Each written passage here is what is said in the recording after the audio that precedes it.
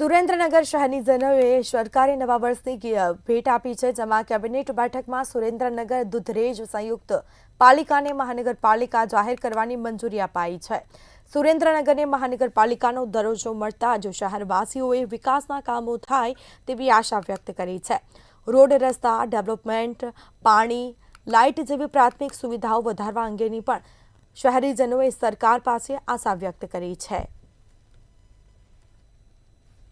સુરેન્દ્રનગર શહેરને વર્ષોથી કહેવામાં આવતું હતું કોર્પોરેશનનો દરજ્જો આપવામાં આવશે, અંતે એ સમય આવી ગયો એવું લાગે છે।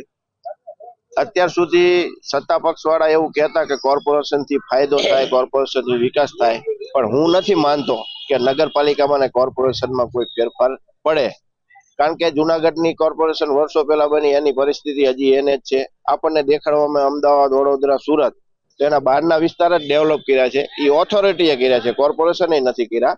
અંદરના વિસ્તારમાં તમે જાઓ તો જેને તે જ પરિસ્થિતિ જોવામાં મળે છે। તો મને એવું લાગે છે એક બાજુ ફાયદો છે ને એક બાજુ નુકસાન છે મોટું। કારણ કે નુકસાન કેમ બોલી રહ્યો છું હું કે જ્યારે સુરેન્દ્રનગર દુધરેજ નગરપાલિકા હતી ત્યારે એવું કહેતા કે વઢવાણના 60,000 મત મેળવી અને સંયુક્ત નગરપાલિકા બનાવી, અત્યારે તો જનતાને બહુ જ મોટો વિકાસ થશે, જનતાને બહુ મોટો ફાયદો થશે।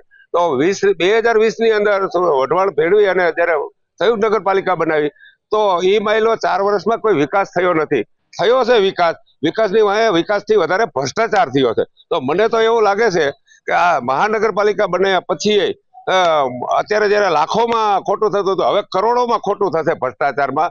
મને એવું લાગે છે કે જનતાને બહુ ફાયદો થાય એવું લાગતું નથી। અને આજે જયારે મહાનગરપાલિકા થઈ રહી છે ત્યારે ખૂબ ખુશીનો માહોલ છે। આના કારણે ગામની જે ઘણી બધી સમસ્યાઓ છે, ખાસ કરીને તો દબાણની સમસ્યા છે, એ સિવાય રોડ રસ્તાની સમસ્યા છે, એ સિવાય માની લો કે આજુબાજુના ગામડા ભળશે એટલે ગામડાના નવીનીકરણની સમસ્યા છે। ત્યારબાદ આપણા ગામમાં પર્યટન ક્ષેત્રે બહુ જેને કહેવાય કે ઓછા વિકલ્પો છે, એના કારણે પર્યટન ક્ષેત્રે પણ કંઈ વિકાસ થશે।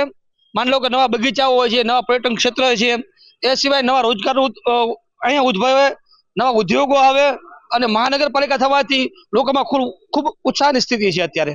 સારી વાત છે। નવા વર્ષની સપ્રમ ભેટ કહેવાય એક જોતા કે ઘણા વર્ષોથી મહાનગરપાલિકાના દરજ્જાની આપણે રાહ જોઈ રહ્યા હતા। સરકારશ્રીના ખૂબ ખૂબ અભિનંદન પાઠવીએ છીએ, કારણ કે જે નગરપાલિકા વિસ્તારમાં જે કામો નહોતા થતા, જે મહાનગરપાલિકા આવતા એના 4 ઝોનમાં વહેંચાઈ જાય છે। એના ઉત્તર ઝોન, દક્ષિણ ઝોન, પૂર્વ ઝોન, પશ્ચિમ ઝોન એમ 4 ઝોનમાં વહેંચાઈ જાય છે અને 4 ઝોનમાં ડેપ્યુટી કમિશનર મૂકવામાં આવશે અને એની નીચે પણ અધિકારીઓ પણ મૂકવામાં આવશે અને કમિશનર પણ એનો ડેવલપમેન્ટ લેશે, કામગીરી થઈ છે કે નહીં। જે છેવાડાના વિસ્તારમાં જે કામગીરી નથી થતી નગરપાલિકા દ્વારા, લોલમ લોલ હાલતું હતું, એ હવે નહીં થાય અને નાના માણસોનું કામ થશે।